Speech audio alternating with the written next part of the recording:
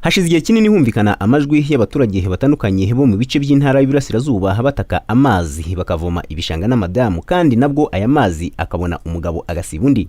Ibi bakunze kugaragaza ko babihuriramo n'ibibazo yaba kwiriza umunsi bajya gushaka ayo mazi bakareka ibindi bakoraga, yaba n'indwara zikomoka kuri ayo mazi mabi baba bakoresheje, bigatuma bahura basaba inzego zibishinzwe kubafasha hagakoreshwa uburyo bushoboka aba baturage bakabona amazi. Kuyabona biratugora tu. Hano no kuva mu karere ujya mukandi. Aho tuvoma ubu nta mazi dufite ni ku magare.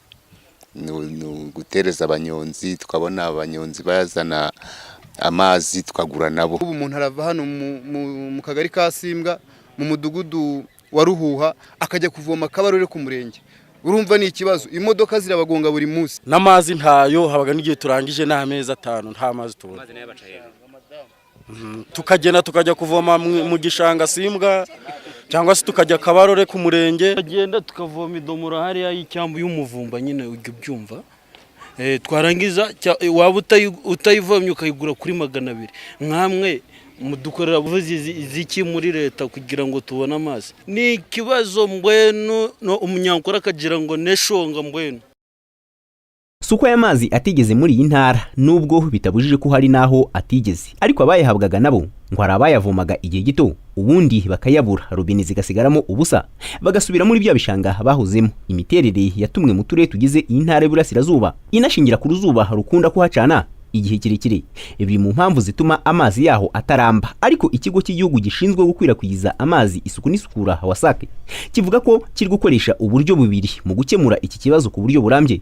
Ubwa mbere ngo nuko hageza imiyoboro y'amazi ituruka ahandi nk'uko bisanzwe bigenda, ariko hakaniyongeraho ubundi buryo bwa kabiri bwo kuzamura amazi aturuka mu kuzimu hakoreshejwe ikoranabuhanga. Ibi byose ngo bishobora kuzakemura iki kibazo cyo kubura amazi nk'uko bisobanurwa na Umuhumuza Giselle, umuyobozi wungirije wa wasake ushinzwe gukwirakwiza amazi isuku n'isukura by'umwihariko mu bice by'icyaro. Yes, hari icyizere turagikura ko dutangiye kureba nk'ubu ngubu hano technology twakoresheje turi gufata ku masoko ariko tugafata n'amazi ari mu kuzimu, tukajya ibujya kuzimu gucukura amazi cyane cyane muri iki gice gikakaye kugira ngo turebe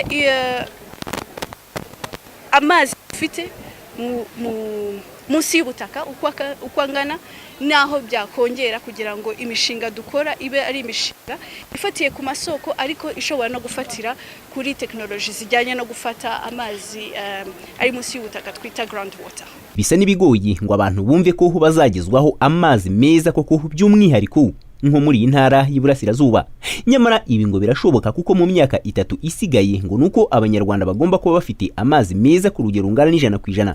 Ni mu gihe kuri ubu bakiri muri 80%. Inzego zibifite mu nshingano zivuga ko zigomba gushyiraho imiyoboro ishoboka ahasigaye abaturage nabo bakagira uruhari mu kwishyirira ayo mazi mu ngo, ariko bitabujije ko hagomba kujyaho n'amavomero rusange agomba gucungwa mu buryo bunoze bitandukanye nuko byagendaga. Fulgence Kizwera, RoyalTV.